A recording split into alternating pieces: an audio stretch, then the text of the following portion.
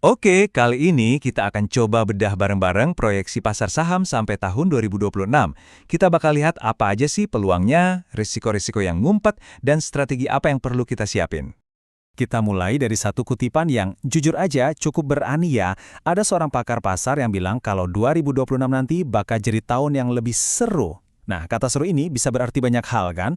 Ini nunjukin kalau ada perubahan besar yang mungkin lagi menanti kita. Nah, ini nih pertanyaan besarnya. Apakah optimisme ini sinyal dimulainya bull market yang baru? Atau jangan-jangan ini cuma jebakan buat investor yang gampang ikut-ikutan dan gak punya disiplin? Yuk, kita cari tahu jawabannya. Jadi, apa sih sebenarnya yang bikin ramalan ini kedengarannya optimis banget? Ternyata kalau kita telusuri, semuanya itu mengerucut ke satu faktor utama yang jadi semacam bahan bakarnya. Ya, kata kuncinya adalah likuiditas. Intinya begini, diperkirakan bakal ada banyak banget uang baru yang membanjiri sistem keuangan global. Dan uang ini, ibarat bensin, siap menyalakan api harga aset.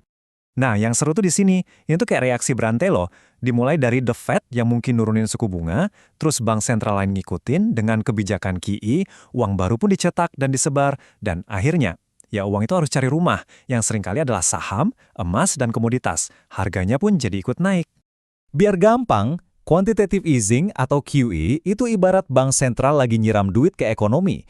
Tujuannya simple, biar ekonomi bergerak lagi, biar bisnis dan orang-orang lebih gampang pinjam uang dan belanja. Tentu aja, uang hasil siraman ini bakal ngalir kemana-mana, termasuk ke pasar modal. Oke, itu kan cerita dari luar negeri. Kalau di dalam negeri gimana? Ternyata nggak kalah penting. Pemerintah kita punya komitmen buat jaga defisit anggaran tetap di bawah 3%. Ini tuh kayak sinyal positif buat investor asing, bikin mereka lebih percaya dan nyaman buat taruh uangnya di sini. Oke, jadi ceritanya kan bakal ada banyak uang yang beredar nih, baik dari global maupun dukungan dari dalam negeri. Pertanyaan paling logis selanjutnya, terus uangnya bakal lari kemana aja? Sektor mana nih yang kira-kira bakal kecipratan paling banyak? Nah, ada 4 area utama yang diprediksi bakal jadi primadona. Mulai dari saham-saham konglomerat besar, terutama yang ada hubungannya sama tambang. Terus, sektor komoditas itu sendiri. Sektor konsumer dan unggas juga disebut-sebut bakal diuntungkan, apalagi dengan adanya program pemerintah yang meningkatkan daya beli. Terakhir, telekomunikasi, meski mungkin efeknya baru kerasa dalam jangka menengah, panjang. Sekarang kita geser sedikit. Selain tahu apa yang berpotensi naik, kita juga wajib banget ngerti siapa yang sekarang jadi pemain utama di pasar. Kenapa? Karena ini ngubah cara mainnya secara fundamental. Lihat angka ini, 58%. Ini bukan angka kecil loh. Ini artinya lebih dari setengah transaksi di bursa kita sekarang itu digerakkan oleh investor retail seperti saya dan Anda. Ini benar-benar sebuah game changer. Akibatnya apa? Aturan mainnya jadi beda. Dulu mungkin orang sangat fokus sama fundamental perusahaan, valuasi, prospek jangka panjang. Nah, sekarang pasar itu jauh lebih sensitif sama sentimen, hype di media sosial, dan kemana arah aliran uang jangka pendek bergerak. Jadi poin yang paling penting untuk diingat di era pasar sekarang adalah aliran uang seringkali jadi raja. Sebuah saham bisa aja terus naik harganya, bukan karena fundamentalnya super bagus, tapi ya sesimpel karena lagi banyak banget uang yang masuk ke saham itu. Tapi, tunggu dulu. Kondisi pasar yang serba cepat dan heboh begini justru penuh dengan ranjau darat. Makanya kita perlu tahu apa aja resiko dan jebakan paling umum biar nggak malah jadi korban. Ini dia beberapa kesalahan klasik yang sering banget kita lihat atau bahkan kita lakukan. Mulai dari FOMO alias takut ketinggalan kereta yang bikin kita beli di pucuk. Terus, jago kali take profit tapi kalau rugi malah didiamin aja, nggak berani cut loss. Ada juga yang nekat all in pakai utang atau margin. Dan yang terakhir, gampang tergoda sama IPO perusahaan yang nggak jelas. Bahkan ada peringatan yang cukup keras loh. Katanya, sekitar sepertiga dari perusahaan yang baru IPO belakangan ini, kualitasnya ya begitulah. Ada yang dirancang cuma buat menyerap dana dari masyarakat, habis itu performanya entah kemana. Oke, ngelihat kondisi pasar yang kompleks begini, terus kita harus gimana? Strateginya apa?